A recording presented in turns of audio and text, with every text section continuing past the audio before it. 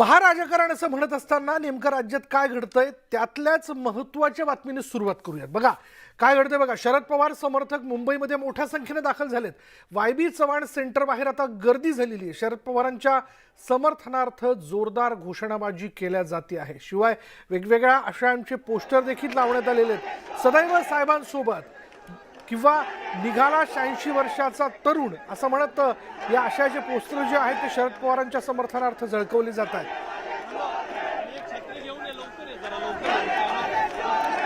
आणि शरद पवार बाप या आशयाचं पोस्टर देखील आपल्याला कार्यकर्त्याच्या हातात दिसून येतंय। पवारांच्या समर्थनार्थ ही सगळी गर्दी झाल्याचं आपण बघतोय। किती झालं काही झालं तरी पवारांची साथ सोडणार नाही। शरद पवार हेच आमचे आदर्श, हाच राष्ट्रवादीचा चेहरा हे सांगण्याचा या सगळ्या घोषणाबाजीतनं प्रयत्न कार्यकर्ते करताना दिसत आहेत। महिला कार्यकर्ते राज्यभरातून इथं दाखल झालेले आहेत आणि आज वायबी चव्हाण सेंटरमध्ये शरद पवारांच्या उपस्थितीत बैठक पार पडते आणि यावेळी शरद पवारांच्या गटाच्या वतीने सगळ्या राष्ट्रवादी काँग्रेसच्या आमदारांना व्हीप बजावण्यात आलेला आहे। तेच दुसरीकडे आपण जर पाहिलं तर वांद्र्यात देखील MET शिक्षण संस्थेच्या सभागृहामध्ये अजित पवार यांच्या नेतृत्वात राष्ट्रवादी काँग्रेसच्या पदाधिकाऱ्यांची आणि आमदारांची बैठक पार पडते। त्यांच्या वतीने देखील व्हीप बजावण्यात आलेला आहे। त्यामुळे आता यामध्ये नेमका कोणाचा व्हीप मानायचा हा जरी मुद्दा उपस्थित होत असला तरी जर आपण या दोन ठिकाणची दृश्यात त्या क्षणाला आपण पाहिली तर दुसरीकडे MET संस्थेच्या सभागृहात पार पडणाऱ्या बैठकीची जोरदार तयारी करण्यात आलेली आहे। या दृश्यांमध्ये आपण बघू शकतो छगन भुजबळ त्याचबरोबर प्रफुल्ल पटेल हे सगळे महत्त्वाचे नेते इथं बाहेर उपस्थित आहेत। राष्ट्रवादी काँग्रेसचे मग पक्ष संघटक असतील, महत्त्वाचे पदाधिकारी त्यांच्याबरोबर इथे अजित पवारांच्या स्वागतासाठी उपस्थित असल्याचं आपण बघतो। आणि त्या गटाकडनं असा दावा करण्यात आलेला आहे की एकूण आम्हाला 40 आमदारांनी प्रतिज्ञापत्र देऊ केलेले, 40 आमदारांचा आम्हाला पाठिंबा आहे। दुसरीकडे शरद पवारांच्या गटाच्या वतीने अजून काही प्रवक्त्यांच्या वतीने भाष्य करण्यात आलेलं नाहीये। पण बघूयात की शेवटच्या क्षणाला नेमकं काय होतंय। अधिक अपडेट आपण जाणून घेणार आहोत। आमचे प्रतिनिधी विनोद राठोड आता क्षणाला आपल्या बरोबर आहेत। विनोद, एकीकडनं अजित पवारांचा गट म्हणतो की 40 आमदारांचा आम्हाला पाठिंबा आहे, तशी प्रतिज्ञापत्र आम्हाला मिळालेली आहेत। दुसरीकडे 13 आमदारच शरद पवारांच्या बाजूने असं देखील सांगायला ते विसरत नाहीयेत। पण शेवटी हा पवार विरुद्ध पवार असा एक पॉवर गेम आहे, काहीही घडू शकतं का? ही गोष्ट नाकारता येत नाही, कारण शरद पवार हे पक्षाचे अध्यक्ष आहेत आणि पक्षाच्या अध्यक्षासोबत संघटना त्यांच्या बाजूने आहे। अजित पवार यांच्याकडूनही जरी 40 आमदार त्यांच्यासोबत असल्याचा दावा केला जात आहे, परंतु अनेक आमदारांनी शरद पवार यांना भेटून आम्हाला चुकीच्या पद्धतीने आमच्याकडून प्रतिज्ञापत्रावर सह्या घेतल्या असल्याचं त्यांच्याकडून बोललं जात आहे। त्यामुळे एक गोष्ट या ठिकाणी पाहायला मिळत आहे की जी चुकीची पद्धत म्हणजे कोणती।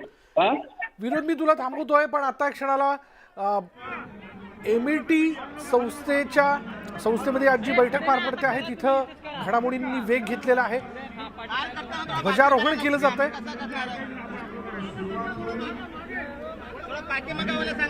छगन भुजबळ तिथं उपस्थित आहेत, प्रफुल्ल पटेल तिथं उपस्थित असल्याचं आपण बघतोय। राष्ट्रवादी काँग्रेसचे महत्त्वाचे नेते तिथं उपस्थित आहेत। अजित पवारांच्या समर्थनार्थ त्या आशयाचे पोस्टर जे आहेत ते हाती घेऊन घोषणाबाजी केली जाते आणि एकूणच मोठी लगबग अजित पवारांच्या गटाच्या वतीने। अजित पवार तिथे दाखल झाल्याचं कळतंय। उपमुख्यमंत्री अजित पवार तिथे दाखल झालेत आणि सुनील तटकरेंनी देखील माध्यमांशी बोलत असताना अजित पवारांच्या बैठकीत ही जी बैठक किंवा हे अधिवेशन जे कार्यकर्त्यांचं पार पडतंय यानंतर आपसुकच आपल्या मनातल्या प्रश्नांची उत्तर आपल्याला मिळतील असं त्यांनी म्हटलेलं होतं। त्यामुळे आता नेमकं पुढे काय घडतं याकडे सगळ्यांचं लक्ष असताना आता तिथं हालचालींना वेग आल्याचं आपण बघतोय। अजित पवारांच्या समर्थनार्थ 40 आमदार आज या बैठकीसाठी उपस्थित होतील असा दावा अजित पवारांच्या गटाकडनं करण्यात आलेला आहे। या वास्तूमध्ये प्रवेश करत असताना त्यांना वंदन करावं आणि माझ्या युवक काँग्रेसपासून ज्यांनी मला साथ दिली त्या माझ्या मित्राला भरभरून यश मिळावं आणि नवा महाराष्ट्रात त्यांच्या प्रयत्नानं उभा राहावा एवढीच माझी आस।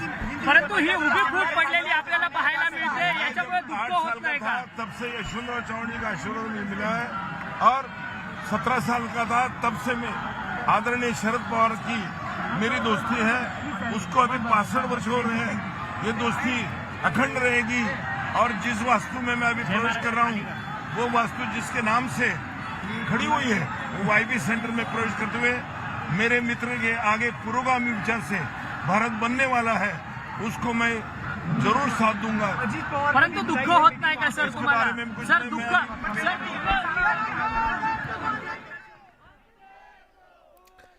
जाऊयात आमच्या प्रतिनिधी प्रणाली कापसे एमईटी सभागृहातल्या सगळ्या घडामोडींवरती लक्ष ठेवून तिथल्या घडामोडी आपल्यापर्यंत पोहोचवत आहेत। प्रणाली, आत्ता क्षणाचा अपडेट काय? अजित पवार आलेत का? अजित पवार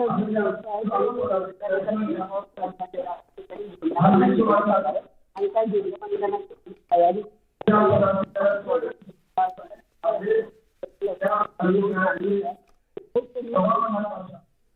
काय कारणास्तव प्रणाली? अजित पवार काही त्यांच्याबरोबर जे काही आमदार आहेत त्यांना घेऊन इथं पोहोचतील आणि त्यानंतर इथं आधी सगळ्यात आधी ध्वजारोहण केलं जाणार आहे। आपण पाहतोय की हालचाली वाढलेल्या आहेत आणि त्यामुळं या ठिकाणून चित्र खरं तर स्पष्ट होत नाही आहे मला, परंतु अजितदादा पवार पोहोचले असण्याची शक्यता आहे। त्यांच्याबरोबर बरेच आमदार सुद्धा आहेत आणि ते सगळे ध्वजारोहण दृश्य आपल्यापर्यंत पोहोचतात। अजित पवार हे आता पोहोचलेले आहेत आणि एकूणच माध्यमाच्या वतीने त्यांना प्रश्न विचारण्याची लगबग होताना आपण बघतोय।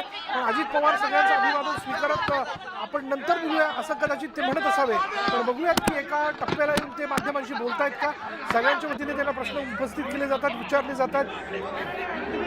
थोड्यापूर्वी त्यांच्या हस्ते एमईटी सभागृहाच्या बाहेर ध्वजारोहण जे ते करण्यात आलेलं आहे आणि त्यानंतर आता अजित पवार हे सभागृहाच्या दिशेने जात आहेत आणि यावेळी आता नेमकं या बैठकीत ते काय बोलतायत, काय सगळ्या कार्यकर्त्यांना आणि आमदारांना काय संबोधित करतायत हे पाहावं लागेल। त्यांची या सभागृहातली त्यांच्या भाषणातली भूमिका ही महत्त्वाची ठरणार आहे। पण यावेळी आपण पाहू शकतो सुनील तटकरे, त्याचबरोबर छगन भुजबळ, प्रफुल्ल पटेल इथं उपस्थित आहेत।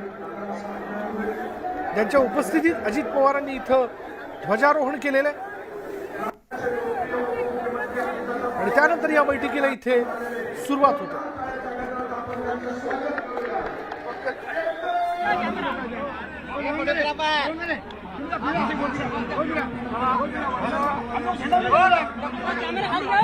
Ajit Pawar live for flag of state.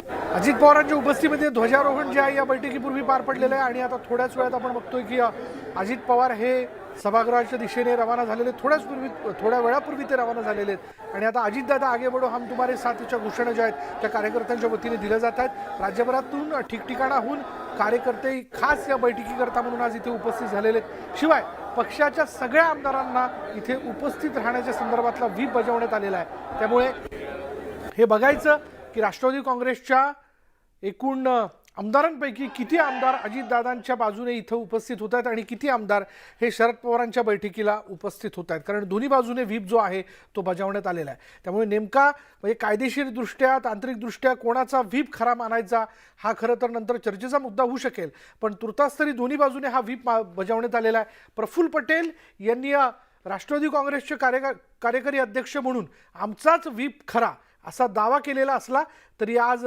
किती आमदार इथं उपस्थित होत आहे थोड्याच वेळात आपल्याला कळेल।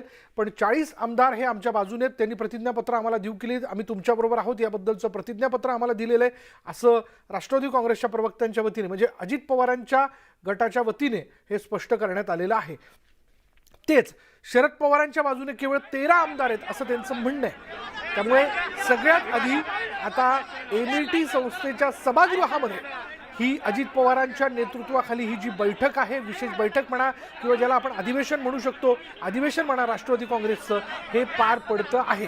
त्यामुळे आता या बैठकीमध्ये अजित पवार नेमकं काय बोलतायत, काय भावना व्यक्त करतायत, ज्या घडामोडी गेल्या 3 ते 4 दिवसामध्ये घडलेल्या आहेत त्या संदर्भात आपली भूमिका भलेही त्यांनी माध्यमांसमोर स्पष्ट केलेली असली तरी आज आणखीन काही मुद्दे ते मांडतायत का? कारण गेल्या 2 ते 3 दिवसात त्यांच्यावरती त्यांच्याच पक्षातील म्हणजे दुसऱ्या गटातनं अनेक लोकांकडनं टीका जी आहे ती त्यांच्यावर करण्यात आलेली आहे.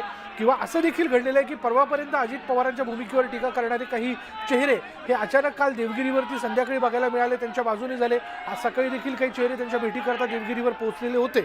अशावेळी आता आमदारांचं हे संख्याबळ 40 आहे असं जरी सांगितलेलं असलं तर ते 40पेक्षा कमी असू शकतं का, 40पेक्षा ते अधिक असू शकतं का, हे थोड्याच वेळात या बैठकीत उपस्थित असणाऱ्या आमदारांच्या संख्येवरनं कळू शकतं.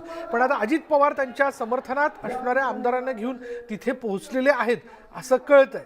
त्यामुळे थोड्याच वेळात ही आमदारांची संख्या नेमकी किती आहे हे कळू शकेल. पवार विरुद्ध पवार असा हा सामना कधीतरी होईल अशी अटकळ यापूर्वी राजकारणात बांधली जात असताना आजचा तो दिवस येऊन ठेपलेला आहे. आणि यामध्ये आज खरं तर किस्मे है कितना दम असं म्हणत असताना आमदारांच्या संख्येचा आकडा कोणाच्या बाजूने किती आहे याचं चित्र जे ते स्पष्ट होणार आहे. मुळात हे वास्तव किती धक्कादायक असू शकेल याचा विचार करायला हवा. कारण आता यामध्ये जर 13 आमदारच केवळ शरद पवारांच्या बाजूने असतील तर मात्र हे संख्याबळ फारच कमी असं म्हणावं लागेल. पण शेवटच्या क्षणाला काही होऊ शकतं. कारण पवार विरुद्ध पवार असा हा पॉवर गेम होत असताना कायम यापूर्वी राजकारणात पवारांनी शेवटच्या क्षणी म्हणजे शरद पवारांनी शेवटच्या क्षणी खेळलेली खेळी ही सगळीच बाजू पलटवणारी ठरलेली आहे किंवा या येणाऱ्या काळात देखील ती पलटवू शकतात एवढी ताकद शरद पवारांमध्ये आहे असं राजकीय विश्लेषक म्हणतात. पण त्यामुळे सध्याच्या परिस्थितीमध्ये शरद पवारांच्या गटाच्या वतीने मात्र अजूनही काही प्रतिक्रिया जी ती व्यक्त केली जात नाहीये. पण तेच दुसरीकडे अजित पवारांच्या गटाच्या वतीने प्रवक्त्यांच्या वतीने माध्यमांशी संवाद साधला गेला, काही प्रश्नांना उत्तर देण्यात आली. जितेंद्र आव्हाड यांच्या वतीने म्हणून जी टीका करण्यात आलेली होती त्या टीकेला देखील उत्तर देण्यात आलेलं आहे. त्यांच्यावर देखील जहरी अशी टीका जी आहे ती राष्ट्रवादी काँग्रेस म्हणजे अजित पवार यांच्या गटाचे प्रवक्ते उन्मेष पाटील यांनी केली. असे ह्या सगळ्या घडामोडी घडत असताना आपण बघतोय की दोन्हीकडे मोठ्या संख्येनं राज्यभरातल्या कार्यकर्त्यांची संख्या जी आहे ती दिसून येते. शरद पवारांच्या बाजूने देखील उभा राहणारा कार्यकर्ता वर्ग किंवा पदाधिकारी वर्ग जो आहे तो मोठा आहे. तो आता वायबी चव्हाण सेंटरच्या बाहेर तिथं पोहोचलेला आहे. पवारांच्या समर्थनार्थ घोषणाबाजी केली जाते. तेच एमईटीच्या बाहेर देखील राज्यभरातनं आलेले अजित पवारांच्या वेगवेगळ्या नेत्यांच्या समर्थनार्थ असणारे हे कार्यकर्ते आपल्याला बघायला मिळतात जे अजित पवार आगे बढोच्या घोषणा आपल्याला देताना दिसत आहेत. त्यामुळे थोड्याच वेळात काही क्षणामध्ये अजित पवार व्यासपीठावरनं आपली भूमिका स्पष्ट करतील किंवा इथे उपस्थित असलेल्या आमदारांच्या संदर्भात ते काय बोलतायत का हे आपल्याला कळू शकेल.